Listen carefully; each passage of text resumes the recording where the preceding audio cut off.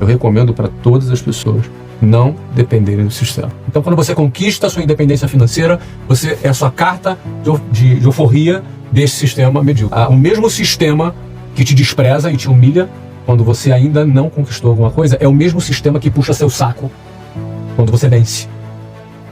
Quando você vence, vão botar tapete vermelho para você.